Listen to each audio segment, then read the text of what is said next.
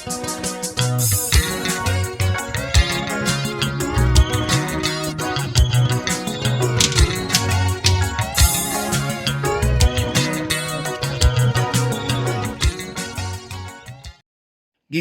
live engage nalaba i-chaotic party. So ngabuza umbuzo ngathi mina njengoba ni busy nidayisa ngeSouth Africa kuma foreigners nama illegal foreigners in the name of nithi nina i-march and march i-exciter i-violence against ama fellow black people.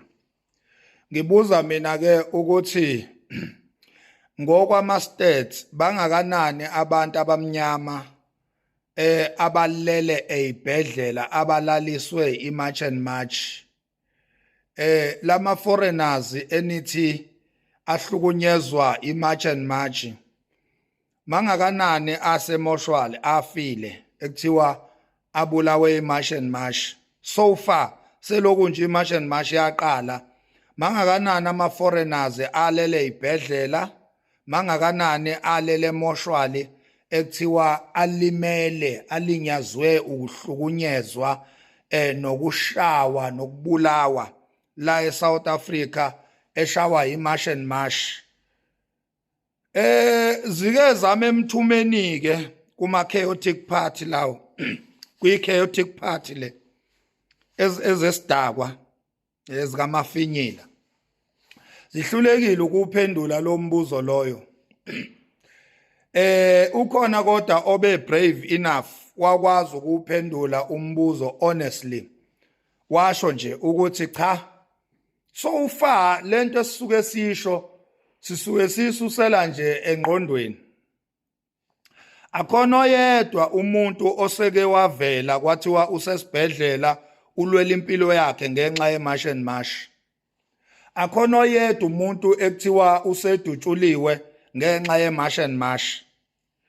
Ngase ngibuza omunye ke umbuzo wesibili ngathi ake nisilethele nje ama-clip noma nje amabili kuphela eyitolo zama foreigners eseyishiswe nje i-march and march. Ningalethe eziningi ngoba kuzoba inkinga, ngeke nikwazi ukuyithola eziningi. Ngathi nje lethane ezimbili izitolo ngoba phela ngithi march and march nithi nina it's a KZN thing.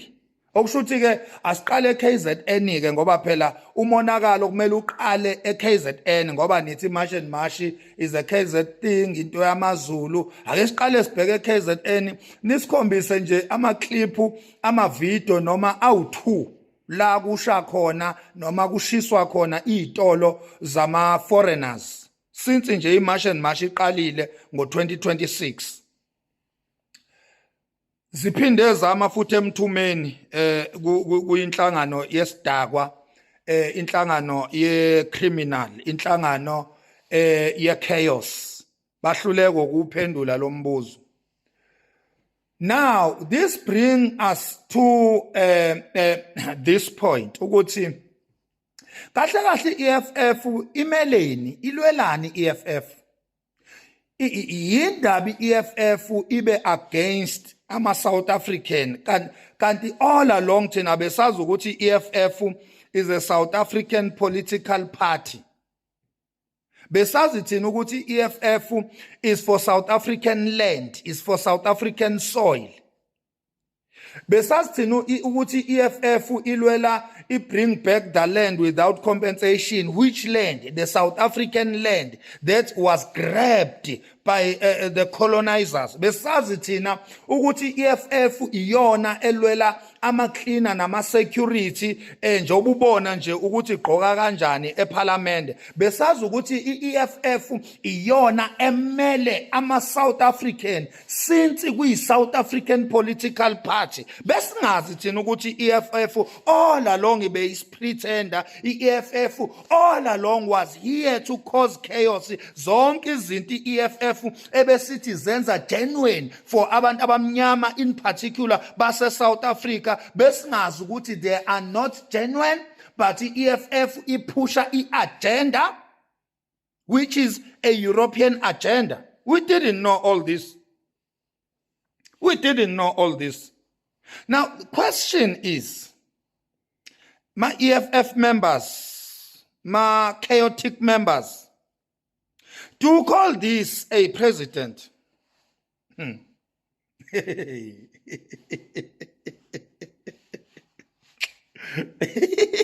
To call this your leader, your leader, this one.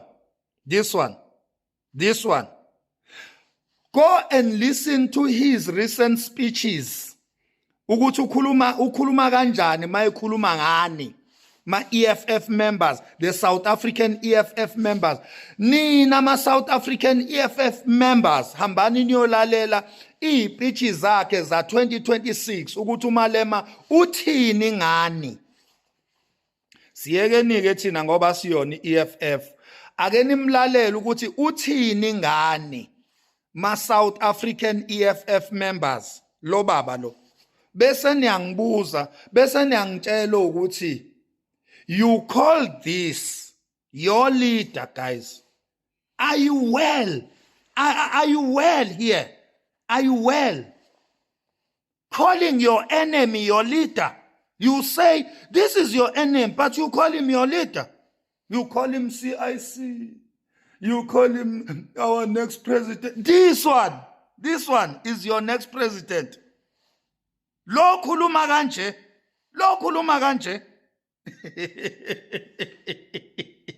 The flip-flopper of notes. The betrayer, the sellout. An MI6 member. The drug cartel. The convicted criminal. Is this your leader? Are you calling that your leader? Yo, I'm questioning your medulla, guys. I'm questioning the capacity of your medulla. I am questioning the functioning of your medulla, guys. Calling this.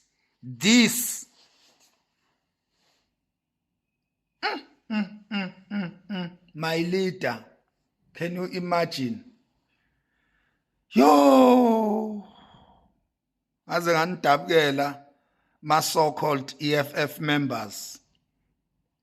As ngandabukela niloyiwe nina niloyiwe futhi owanloyayo sewafa ngeke nisalungiseka. Calling this drunkard, criminal, drug cartel, this drug abuser, calling him your leader. Yo, this illiterate, you call him your leader. Ay bafana, ay ngeke, ay kulungile.